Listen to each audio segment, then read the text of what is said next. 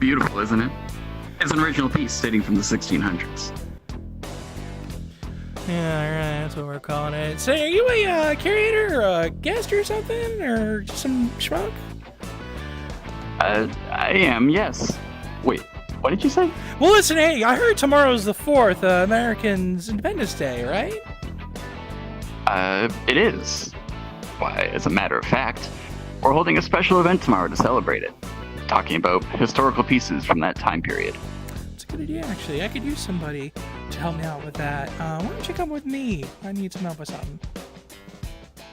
Why would I go with you? Say, that looks like a painful sunburn. Yeah, I wasn't asking. Oh. Hello and welcome back to the Red Guy Show. We've got a very special edition for you Americans here for the 4th of July here. I have with us a guest that I've kidnapped at graciously invited to my shack here. I found him at a nearby natural history museum. He's going to give us some fun facts about the what happened after you Yanks there gained independence. So, what can you tell us?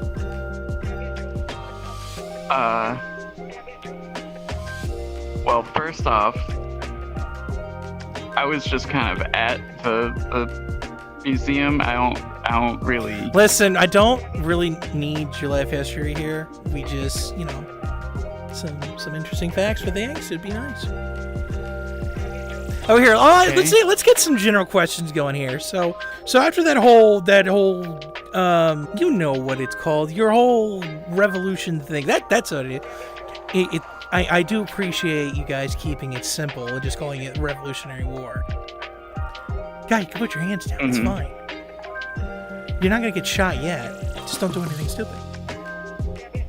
Kidding! Or am I? No, I'm kidding. Or am I? Just, keep it light. You know what I mean? No, but seriously though. So once, revolution happened, the British fucked off, the British said, fine, keep it. What were some of the things that were like the first steps? Like, hey, what's going on? Like something that was kind of like fun or interesting that happened. Well, immediately after the peace was signed in 1793, or 1783, my apologies, you had a period of time where the country was run by the Articles of Confederation, which basically meant that the country was more like 13 independent countries that sorta worked together, but not really. They all had their own banks, their own debts. Nothing was really centralized. They all had their own armies even. There's even a couple of close calls where there's like some skirmishes between a couple of the states over border disputes and things of that nature. So that kind of system slowly led to the idea of a federal government needing to be made for power to be centralized to end a lot of these conflicts. And there is kind of an oddly...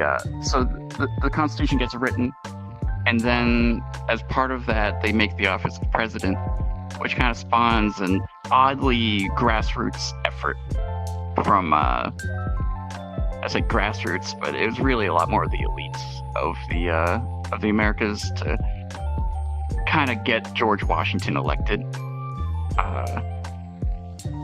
And this was the point where it was like, it wasn't exactly a shoo-in that Washington would get elected, even though the people writing the Constitution were expressly making the presidential role for Washington. Because another very popular person was actually John Adams, wound up being the first vice president and the second president. So you had a lot of these elites going around after setting up the Electoral College, sending letters to the representatives that were getting elected to vote in the Electoral College to really try and set up to make sure that it was Washington first and Adams second, because the system as it was at that point was person who got the most votes became president, second most became vice president. So there's a lot of, I don't want to use the word conspiracy, but collaboration to make sure that outcome came to be, which, looking at the actual voting results of what we have from that time, they didn't need to do. But they did do it. And don't worry about using conspiracy around here. Listen, we didn't land on the sun. The fluoride's in the drinking water. It's fine. I'll keep that in mind. Those are things you keep in mind, but we're not here to talk about that. Now, what I heard is that alcohol consumption had pretty much cranked up by, what was it, like 20 or 30% or something like that? Certainly later on, especially like in the later 1800s, you see a lot of that, like that post-Civil War Reconstruction era. You see a lot of alcohol consumption, which would lead to the abolitionist movement, which really has its roots in the like 1880s, 1890s, which also got intertwined with the feminist movement to get women to vote at the same time. It's wild to think that went all the way back to the fucking Revolutionary War. You would have thought maybe though the Civil War would have put a stop to some of that, but no, it just didn't.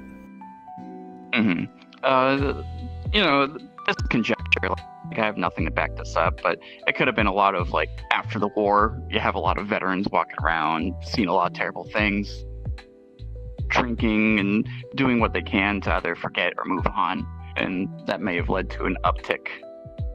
They got them jugs with the X's on it over the shoulders. We've all seen the stories, at least in hell.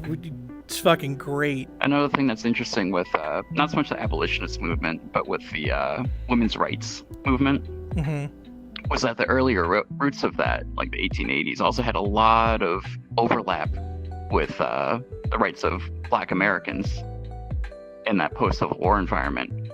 But what happens is, as the women's rights movement gains traction, they actually leave behind the Black American rights movement to progress on their own, because they gained the traction but didn't keep them along with them.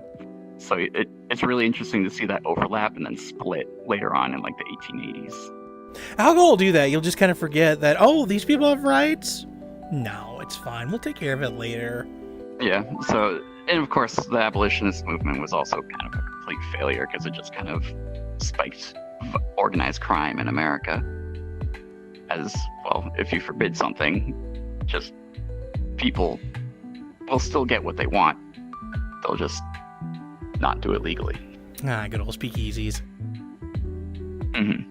Exactly. So one thing I want to go back to each state had their own bang thing. So if I had money from Virginia, I couldn't spend that in, let's say, in Maine. Certainly not without converting it. And however you convert that, I have no idea, because all of these states also had their own debts in their own currencies. So, and Maine wouldn't even have been a thing yet, because it would have been still part of Massachusetts. No, obviously. I mean, listen, I was born in Germany in a small farm, okay? Whatever the hell went on in America, I was in hell during all that, so just throwing an encyclopedia at me. You're very much right that that debt problem between the states was one of the other major issues that led to the federal government, because part of the sell for the Constitution and forming the federal government was that the federal government would take on the debt of all the states, so that it would actually be a centralized debt, which would eventually lead to the central bank and all the fun wonderfulness that came from that. Which we'll go over someday. Those evil bastards at that fucking. We'll make a video about it someday. Don't you worry your pretty little heads about it. We're talking with Joshua here about these certain things. Now, Gregory, you mentioned that each state had their own army. Were there any headbutting during these times? Yeah, actually, there was actually not so much a hot conflict, but there was kind of a cold conflict between the Republic of Vermont, which was a state that declared independence separately from the 13 colonies, and the state of New York, because both of them kind of claimed areas that are in now what are northern, upstate New York. So they had you had Vermont settlers moving into that area and New York settlers moving into that area, and that was kind of building up conflict. Interesting thing with the Vermont Republic, because I believe they declared independence like 1777, and they were independent until 1791. So 14 years of independence, and they were very integral during the American Revolution, like the Battle of Ticonderoga, Fort Ticonderoga, which was like one of the major turning points of the war that convinced the French to get involved, which is kind of one of the big reasons why we won, happened in Vermont, or at least like right on the border of Vermont and New York, because of the militias that were led by Ethan Allen, I believe his name was.